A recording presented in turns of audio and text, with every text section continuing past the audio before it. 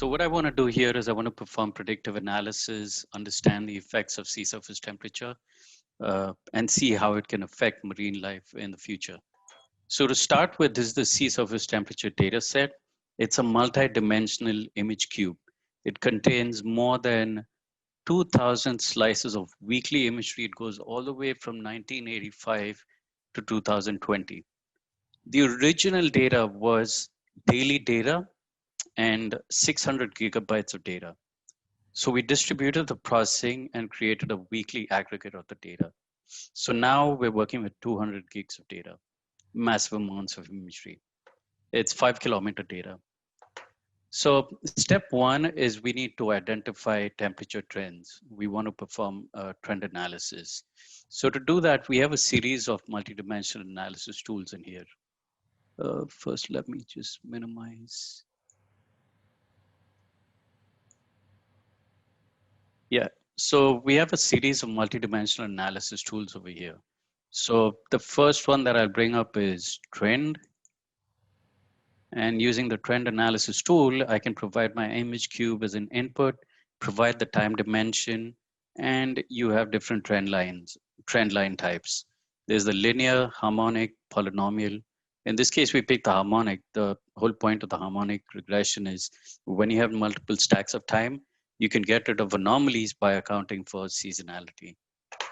The results is a sea surface temperature trend data set. This contains harmonic coefficients, and the reds indicate increasing trends. The blues indicate decreasing temperature trends. This data set now goes as an input to perform predictive analysis. Now, I can do that using geoprocessing tools, which writes out a persistent data set. Or in this case, let's just do that on the fly. So I did that processing on the fly. It's now given me, or it's predicted my data all the way out to 2030. This processing is on the fly. Now you can use this for different kinds of analysis. So quickly I can pull up a chart. We can evaluate a temporal profile here. And you can see the cyclical pattern. This is primarily because of seasonality. But this red line is our trend line. It just shows an increasing temperature gradient.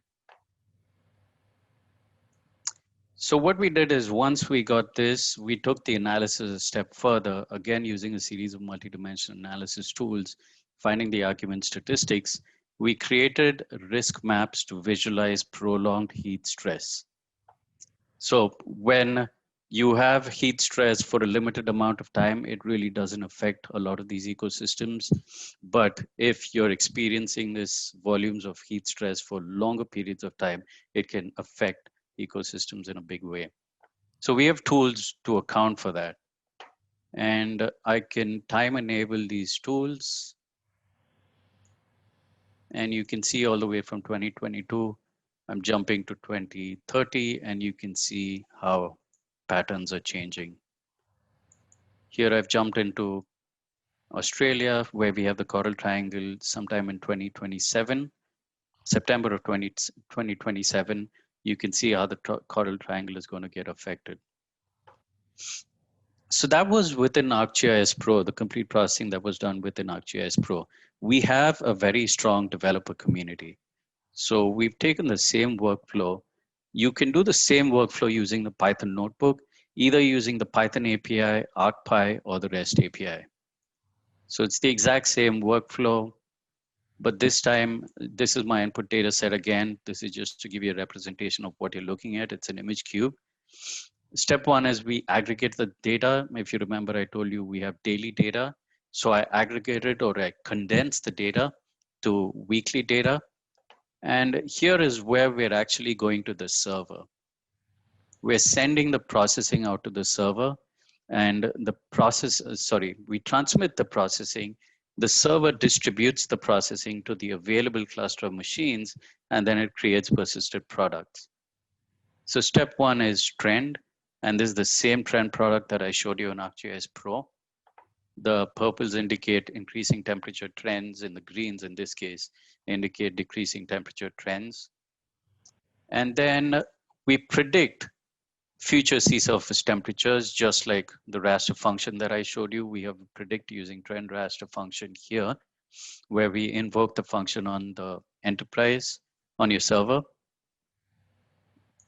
And here what we do is, I mean, this is a standard question which scientists always have or researchers always have. So you've predicted my model, how accurate is the model? So here what we've done is we've taken the original data set, the observed data set, and the predicted data set. We've extracted points, and you can see the accuracy that we're achieving between those points. And the last two steps is identifying prolonged heat. We look for anomalous temperatures, but what really matters is anomalous temperatures over a long period of time. That's really what causes coral bleaching. So we have two different functions that will help us do that. And once we have the results written out, you can visualize it at a global scale. And in this case, I've taken out key station points along reefs as defined by NOAA, enriched that from the data set, and this is what it looks like. Now, you can visualize this. You can take this into an operations dashboard. This is analysis. This is very similar to the dashboard that you just saw that was provided by NOAA. This is the same points that I'd shown you in the Python notebook. And these are different coral reefs. As you zoom and pan around, you can see the total number of reefs, the high alert levels. And these are alert levels as defined by NOAA. So here's a dynamic representation of all of the information. And there are different dates. You can jump into different dates as required. So that was an end-to-end solution. I wanted to show you how you can do it using ArcGIS Pro, how you can do it using notebooks, how you can scale out your data science or your raster analysis. And the same thing can be done through the web map viewer as well, which I'm not going to cover right now. One of the things that came up during this presentation is Raster Analytics, how you can distribute your processing and the scale at which you can do it. So I have this slide. I just thought I'd bring it up.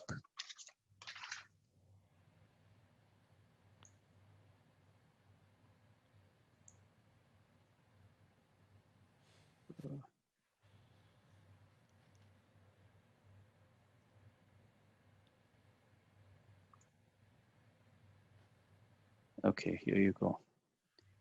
Okay, so this was a test scenario where we created a solar power plant suitability map. Inputs were flood risk, mean rainfall, mean temperature, elevation, national land cover data set. And here's a complicated function chain. Now, what's a function chain? Just to quickly let you know, you saw the suitability analysis that Yoon did, and you saw the GeoPlanner application, which Ryan did. The back end is driven by a processing engine, an image processing engine, which is driven by raster functions. Raster functions are essentially image processing chains or image processing algorithms that can be chained together to create custom function chains. The products you can create with this, your imagination is the limit. We provide over 150 different raster functions out of the box. The result, in this case, a 30-meter national solar power plant suitability raster. ArcGIS Pro, running everything on the desktop, it took me about 5 hours and 45 minutes. Running this in a distributed environment, we brought down the processing to 16 minutes. I have another 30 seconds. We tried a similar scenario, AWS cluster, 200 Raster Analytics processors, Landsat GLS 1990, 7,400 scenes. We wanted to create thematic rasters for each one of those scenes. Here's a fairly complicated chain again. This is the output. The whole process took us about 2 hours and 48 minutes to run. That's approximately 1 scene per second. So those last 2 slides were not part of my spiel, but then I just thought it might be useful, worth mentioning.